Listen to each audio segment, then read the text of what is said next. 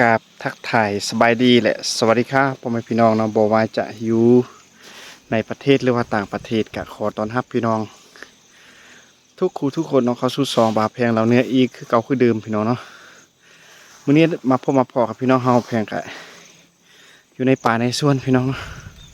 มื้อนี้ก็เป็นอีกมื้อนึงที่ว่าแพงจะพาพี่น้องเฮาไปซอกหาแนวอยู่แนวกินตามธรรมชาติบ้านเฮาเนาะพี่น้องเอาเป็นว่าแนวกินที่ว่าเฮาจะพาพี่น้องเฮาไปซอกในมื้อนี้เนาะสิเป็นแนวกินประเภทใดกะไปเบิ่งพร้อมกันเลยพี่น้องเนาะ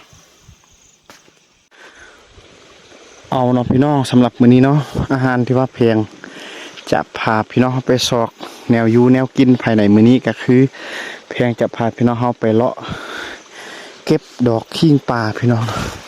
ที่ว่ามันออกตามป่าตามสวนเฮาก็สิเลาะเก็บเอาแต่ดอกที่ว่ามันกำลังออกช่วงนี้เนาะพี่น้องเฮาก็สิเอามาปิ้งกินแบบอาหารพื้นบ้านของเฮาแล้วก็บางเมนูเฮาสามารถเฮ็ดต้มแจ่วก็ได้เนาะพี่น้องแล้วก็ตอนนี้เพียงก็ได้มาฮอดอยู่ในป่าในสวนพี่น้องทางถึงก็เป็นป่าเฮาสิไปเลาะเบิ่งตามสวนสาลีข้าวโพดจังซี่หั่นล่ะพี่น้องเดี๋ยวไปพอบอนใดเฮาก็สิให้พี่น้องเฮาได้เบิ่งเนาะเพราะบางคนก็ฮู้จักแล้วแต่ว่าบางคนก็อาจสิบ่ฮู้จักพี่น้องเอาเป็นว่าไปเบิ่งพร้อมกันพี่น้องเอาเนาะพี่น้องขณะที่ว่าเฮากำลังเลาะซอกดอกขิงป่ากันยังบ่พอเทื่อเนาะพี่น้องตอนนี้เฮาก็ได้เข้าไปอยู่ในป่าเลยบังเอิญไปพอผลไม้ป่าพี่น้องเป็นผลไม้ชนิดนึงที่ว่าออกในช่วงฤดูฝนเนาะพี่น้องก็มีชื่อว่ามักนอดดินเนาะภาษาลาวเขาเอิ้นว่ามักนอดดิน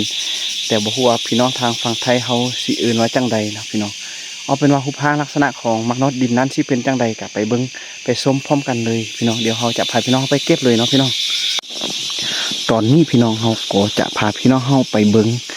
รูปร่างลักษณะของมักนอดดินพี่น้องนี่มันออกเป็นเครือจังซี่พี่น้องนี่คือตามเครือตามหากของมันจังซี่หั่นล่ะพี่น้อง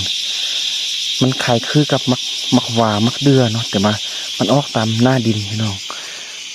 มันลายอยู่เนาะแต่ว่ามันยังบ่ทันสุกดีนะพี่น้องมันกำลังจะสุกเนาะลักษณะมันจังซี่เลยพี่น้องคล้ายคือกับมักเดือมักหวาเนาะรสชาติของมันจะหวานแล้วก็มีรสส้มเปรี้ยวหน่อยนึงเนาะถ้าหน่วยที่ว่ามันสุกดีมันก็จะหวานพาหน่วยที่ว่ามันยังบ่ทันสุกนะมันจะมีรสส้มหน่อยรสเปรี้ยวน้อยนึงเนาะพี่น้องเขาก็ได้เก็บมาแล้วมากมันโคตรดกเลยพี่น้องแต่ว่ามันยังบ่ทันสุกดีปานใดเนาะมากมันโคตรลายพี่น้องอีกบ่ดนเนาะพี่น้องประมาณ 3-4 วันมันก็น่าจะสุกหรือเปล่าความดกเลยพี่น้องเต็มต้นมันเลยพี่น้องอันนี้ตัวนู่นว่าสัตว์ป่ามากินนะพี่น้องเขาจะเก็บเนาะหลังจากนั้นเขาก็สิล้างด้วยน้ำที่ว่ามันสะอาดอันนี้สัตว์ก็กินคือกันหน่วยมันจะแดงๆจากสีเลยพี่น้องหน่วยที่ว่ามันสุกนะป้าถูกพี่น้องมากมันโคตรดกพี่น้องเต็มหน้าดินจากสีเลยแต่ว่ามันยังบ่ทันสุกเนาะถ้าว่ามันสุกเขาก็สิพาพี่น้องไปเก็บอีกรอบมันมีไล่ต้นพี่น้องแต่ว่ามันยังบ่ทันสุกนะลักษณะจากสีเลยเต็มตามหน้าดินเลยเดี๋ยวเขาจะไปต่อเนาะพี่น้องไปชอบหา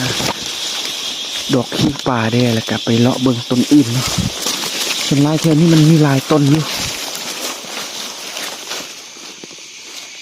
มาฮอดต้นนี้กับแมนคือกันพี่น้องต้นมักนอดดินคือกันต้นมันจะเป็นจังซี่เนาะพี่น้องแล้วก็มันสิมีเครือยาวออกตามต้นของมันพี่น้องมากมันมีอยู่เนาะแต่ว่ามันบ่ค่อยมีมากสุกปานใดพี่น้อง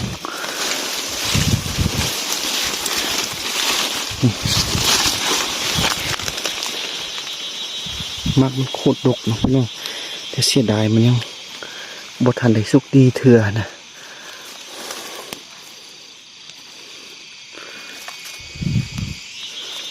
ยามนางน้อยเนาะเขามักสูด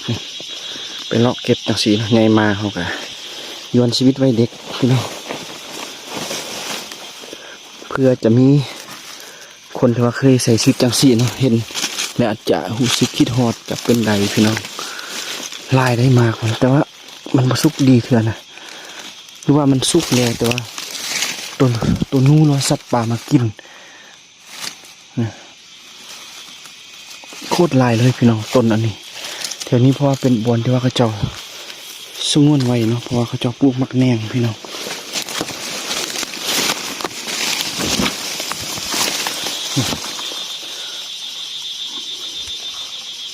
หลังจากที่ว่าเขาเก็บเลี้ยวนะเขากะสิกลับไปล้างน้ำที่ว่าสะอาดให้มันสะอาดเขากะสิกินพี่น้อง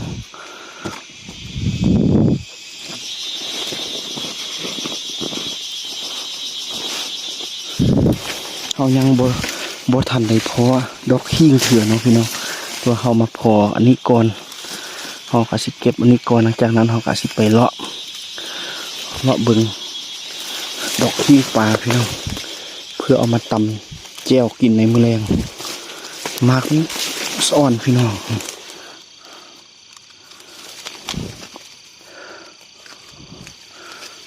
คักพี่น้องเลยว้าต้นมากมันความดกนะ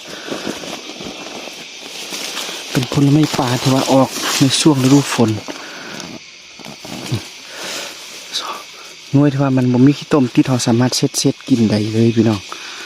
คือจังซี่อันนั้นมันออกอยู่เทิงหน้าดินมันก็สิสะอาดอยู่เขาสามารถกินได้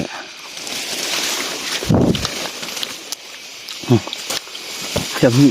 ถูกเนาะ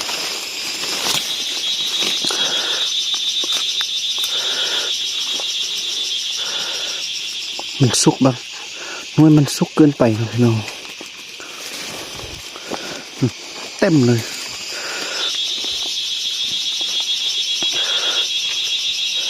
คนใดเคยกินอย่างสีแต่ลืมคอมเมนต์บอกกันในเด้อพี่น้อง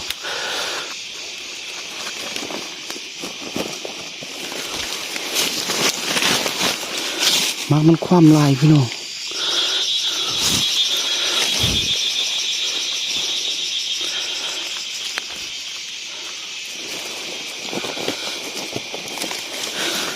ป้าโทษแถวนี้สุกลายพี่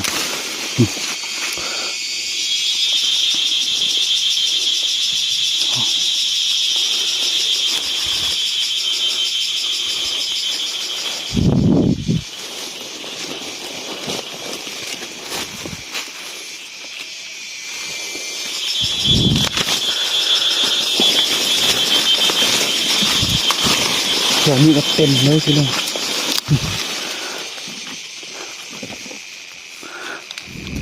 คล้ายคือกับมักว่าพี่น้องมักว่าหรือว่าลูกเดือนะ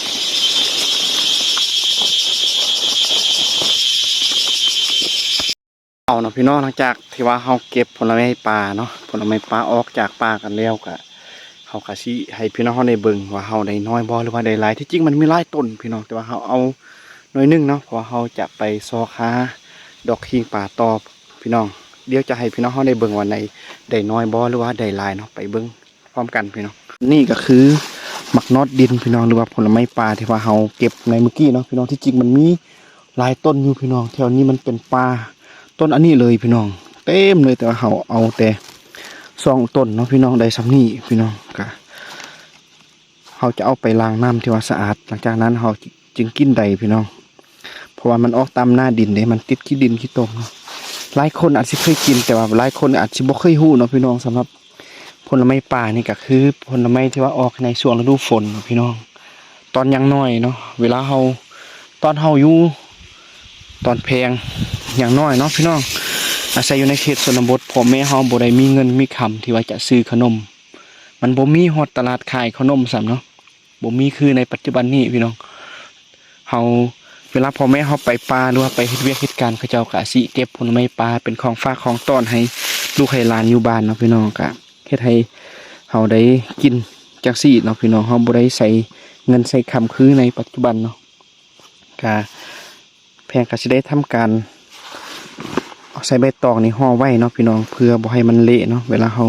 ใส่อยู่ในถุงพี่น้องเอาแพงกะสิห่อกันเลยพี่น้อง เอานะพี่น้องหลังจากที่ว่าเฮาห่อมักนอดดินที่ว่าเฮาเก็บเมื่อกี้เนาะใส่ธงกันแล้วเนาะเฮาก็ยังสังเกตอีกต้นนึงก็น่าจะมีอยู่พี่น้องตามเบิ่งเดียวจะพาพี่น้องเฮาไปเลาะเบิ่งคันว่ามีเฮาก็สิเก็บอีกเนาะพี่น้องคันว่าบ่มีเฮาก็สิได้ไปต่อพี่น้องไปเบิ่งพร้อมกันสังเกตเบิ่งต้นนั่นพี่น้องนี่ต้นตัวมีใบดกๆนะก็คือเป็นต้นของมักนอดดินนะพี่น้องเฮาก็สิพาพี่น้องเฮาไปเลาะเบิ่งไปลุ้นเบิ่งว่ามันจะเป็นมากหรือบ่เนาะคันว่ามันเป็นมากอีกเฮาก็สิได้เก็บต่อเนาะคันว่ามันบ่เป็นเฮาก็สิได้ไปเลาะซอกดอกขี้ป่าต่อพี่น้องแนวใดเฮาก็ได้มากันแล้วเนาะ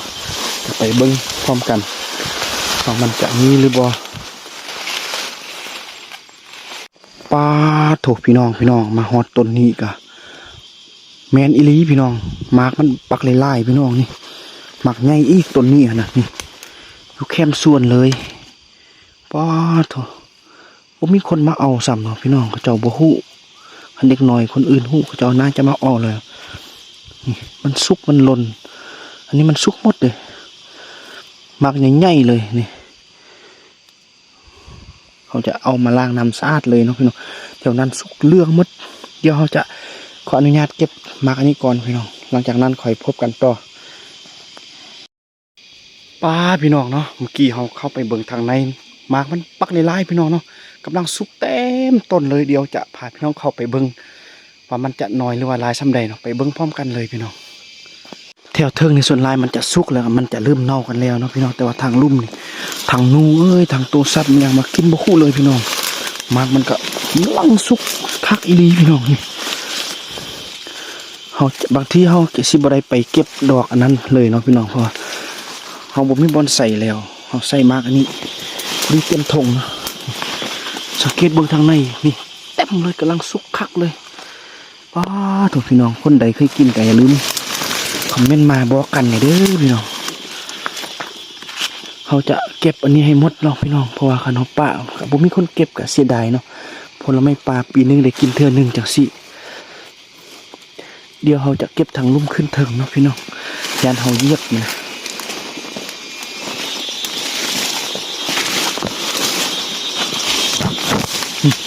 แถวนี้ก็ตัวนู้กินพี่น้องโคตรลายเลยพี่น้องสะอ่อนสุดนะพี่น้องตอนยังน้อยเด้เนาะเคยไปเลาะเก็บน้ำมูบางมือก็ได้บางมือก็บ่ได้พี่น้องบัดใหญ่มาละมีบักลายอยู่ใกล้บ้านซื่อๆพี่น้องเดี๋ยวผมมีคนมาเก็บนำมันแต่มากใหญ่แดงๆกันเลยทางพุ่นป้าโถน่าจะได้เต็มทงเลยพี่น้องถ้าว่าเต็มทงเขาก็สิได้จับเท่านี้ป้าโถ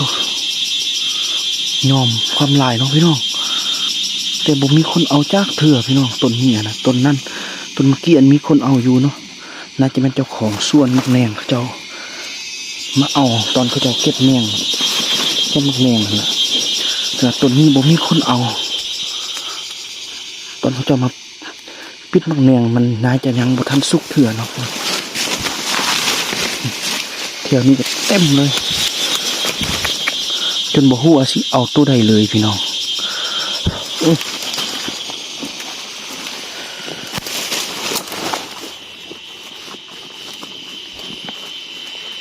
ป้าถูกพี่น้อง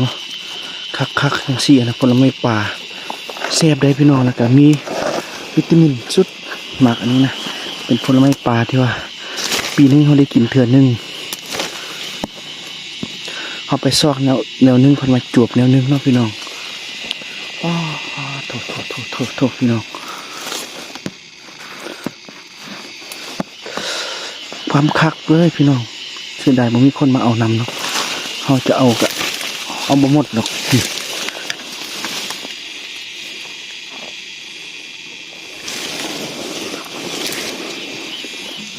อ่อนสอนเนาะพี่น้องวิถีชีวิต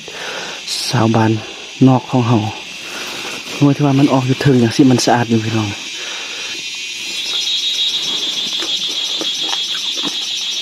เก็บไปน้ำกินไปน้ำพี่น้องเนี่ยมันลายเนาะ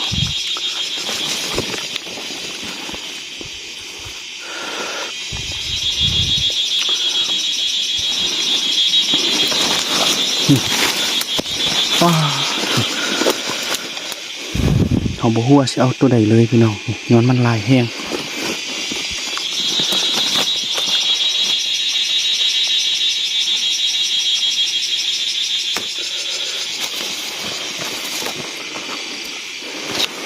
แถวนี้ก็เต็มป้า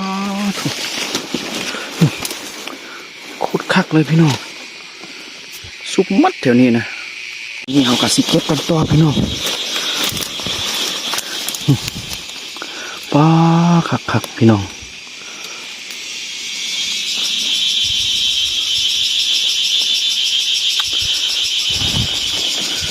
แดงเต็มต้นเลยพี่น้อง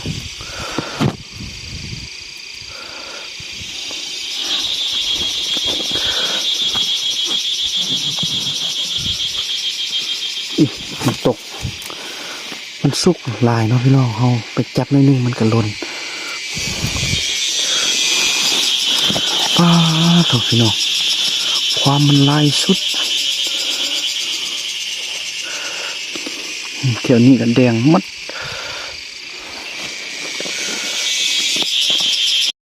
เอาเนาะพี่น้องการเก็บหมักน็อตดินของเฮามาฮอดต้นนี้กะ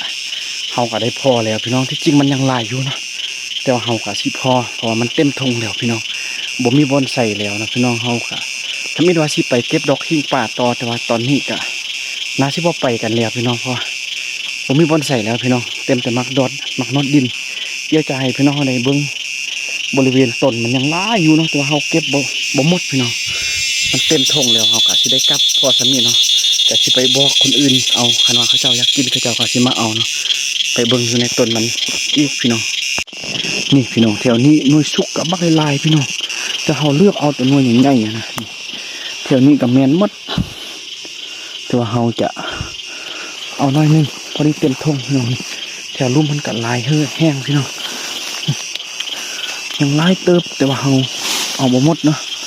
เฮาก็สิได้ปะไว้นี่แหละพี่น้องไปบอกคนอื่นเอาเล็กน้อย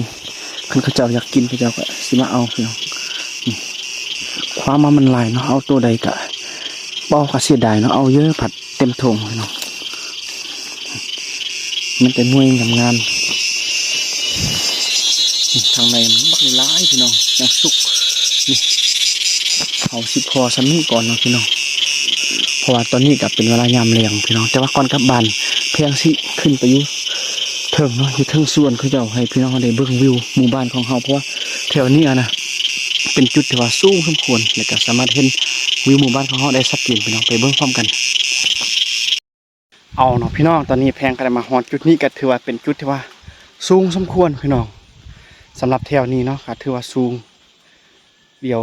เพียงจะให้พี่น้องเฮาได้เบิ่งวิวบริเวณอ้อมรอบหมู่บ้านด้วยอยู่ในจุดนี้เนาะพี่น้องเพราะว่าจุดนี้ก็เป็นจุดที่ว่าค่อนข้างสูงสมควรเพราะว่าช่วงฤดูหนาวเนาะพี่น้องแถวหมู่บ้านของเฮามันจะเป็นหมอกเต็มแถวหมู่บ้านเนาะส่วนหลายวัยรุ่นสาวนุ่มเขาเจ้าจะมักมาอยู่จุดนี้พี่น้องมานั่งเบิ่งวิวหรือว่าชมบรรยากาศอยู่ในหมู่บ้านของเฮาเนาะพี่น้องเขาเจ้ามักมาสุ่มเซลมากินเรากินเบียร์ซุ่มเซลเนาะบ่าวสาวเขาจะมักมาอยู่จุดนี้เอาเป็นว่าไปเบิ่งพร้อมกันเลยพี่น้องสังเกตเบิ่งพี่น้องแถวนี้ก็ถือว่าเป็นจุดที่ว่ามีความสูงสมควรพี่น้องกะจิเฮ็ดให้พี่น้องเฮาได้เบิ่งภาพบรรยากาศอยู่ในหมู่บ้านของเฮาได้ชัดเจนสมควรพี่น้องเพราะว่าแต่ละเทื่อเพียงก็ให้พี่น้องเฮาได้เบิ่งกันแล้วแต่ว่ามันก็บ่ค่อยชัดเจนคืออยู่จุดนี้เนาะพี่น้องมาฮอดจุดนี้ก็เป็นจุดที่ว่าค่อนข้างสูงสมควรพี่น้องนี่เฮามี2จุดเนาะพี่น้องจุดเทิงบ้านอยู่จุดเทิงก็อยู่นี่แหละก็บ้านของแพงอยู่แถวลุ่มพี่เนาะแถวไตพี่น้องแต่ว่าเฮือนเมียของแพงก็อยู่เทิงพี่เนาะแต่ว่าเดี๋ยวนี้แพงกับเมียก็ได้ย้ายลงมาอยู่ทางลุ่มพี่บ้านของพ่อแม่ของแพงอยู่ทางลุ่มพี่เนาะก็ประมาณนี้เนาะพี่น้องนี่วิวป้าโคตรงามพี่น้องมีถงนามีสายน้ำแล้วก็มีหมู่บ้านอ้อมรอบด้วยภูเขาพี่น้องแล้วก็สวนสลิข้าวโพดที่ว่ากำลังเขียวสดงดงามกันอยู่พี่น้องก็ถือว่าช่วงนี้เนาะเป็นช่วงฤดูฝนพี่น้องก็สีเฮ็ดให้ต้นไม้ใบหญ้าหรือว่าธรรมชาติของเฮามันเขียวงามเขียวขจีขึ้นเลยพี่น้องเนี่ยแต่ละจุดแต่ละมุมอีกบ่ดนเนาะประมาณเดือนกันยากลางเดือนกันยาแล้วก็เข้าสู่เดือนตุลาเป็นต้นไปก็สิเป็นฤดูกาลที่ว่าเฮาสิได้เก็บเกี่ยวผลผลิตสาลีข้าวโพดหรือว่าข้าวเนาะ ผลผลิตต่างๆเฮาก็สิได้เริ่มเก็บกันแล้วเนาะคันว่าฮอดเดือนตุลาไปเนาะพี่น้องก็สังเกตเบิ่งพี่น้องวิวชนบทลาวเหนือพี่น้องผู้ใดมักฮักวิถีชีวิตจังซี่ก็อย่าลืมเข้าไปเบิ่งแล้วก็เข้าไปกดไลค์กดแชร์กดติดตามช่องของแพงกันนี่เด้อพี่น้องนี่บางคนอาจสิเคยอยู่แต่ในเมืองอยู่ในบอนที่ว่าเจริญอาจสิบ่เคยเห็นเนาะวิวที่ว่าธรรมชาติแบบนี้ก็สามารถเข้าไปเบิ่งในช่องของแพงได้เด้อพี่น้องแพงก็สิพยายามเก็บภาพบรรยากาศเหล่านี้ให้พี่น้องเฮาทางบ้านเนาะโดยเฉพาะก็คือพี่น้องต่างแดนหลักๆก็คือคนลาวคนไทยที่ว่าออกจากบ้านไปหาเงินหาคำบ่ว่าจะอยู่ใส่ก็แล้วแต่เนาะพี่น้องได้เห็นวิธีชีวิตจังซี่ก็อย่าลืมเข้าไปเบิ่งแล้วก็เข้าไปกดไลค์กดแชร์กดติดตามช่องของแพงกันนี่เด้อพี่น้อง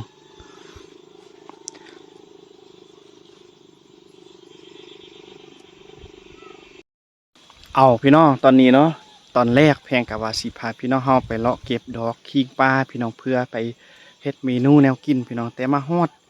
ระหว่างทางที่ว่าแพงเดินทางไปครับเผอิญไปพอผลไม้ป่าพี่น้องก็คือดังที่แพงให้พี่น้องเฮาได้เบิ่งเนาะมักนอดดินภาษาลาวเขาเอิ้นมักนอดดินเนาะพี่น้องแต่บ่ฮู้ว่าภาษาไทยเขาเอิ้นว่าจังใดเนาะพี่น้องคนใดฮู้ก็อย่าลืมเข้าไปคอมเมนต์บอกกันนี่เด้อพี่น้องเนาะแพงก็ได้เก็บตัวนั่นมาแล้วก็พอดีเต็มทงพี่น้องบ่มีบ่อนใส่เนาะพี่น้องแพงก็สิกลับบ้านซะเนาะบ่ไปต่อก็รอท่าเบิ่ง EP ต่อไปพี่น้องแพงก็สิได้พาพี่น้องเฮาไปเลาะซอกแนวอยู่แนวกินคือเก่าพี่น้องเพราะว่าเฮาอยู่ในบ้านนอกหรือว่าอยู่ในชนบทเนาะอาหารหลักของเฮาก็คืออาศัยอยู่ในธรรมชาติพี่น้องอาศัยป่าไม้ห้วยน้ำลำธารเป็นบ่อนทำมาหากินพี่น้องอาศัยธรรมชาติเป็นหลักเนาะเพราะฉะนั้นก็อย่าลืมเข้าไปเบิ่ง EP ต่อไปพี่น้องแพงก็สิพาพี่น้องเฮาไปซอกหากันตื้มพี่น้องเนาะแล้วสุดท้ายนี้พี่น้องแพงก็อยากฝากซองอีกคือเก่าคือเดิมกันเด้อพี่น้องเนาะบอกว่าจะเป็นพี่น้องทางฝั่งลาวฝั่งไทยแล้วก็พี่น้องต่างแดนเนาะโดยเฉพาะคือพี่น้องทางอเมริกาเนาะพี่น้องที่ว่าเข้าไปเบิ่งใครไปเห็นคลิปของแพงจังซี่ก็อย่าลืมเข้าไปกดไลค์กดแชร์กดติดตามเพื่อเป็นกำลังใจให้แพงได้เฮ็ดคลิปวิถีชีวิตบ้านๆจังซี่เนาะพี่น้องพบกันใหม่อยู่ในคลิปหน้าพี่น้องสำหรับมื้อนี้สบายดีพี่น้อง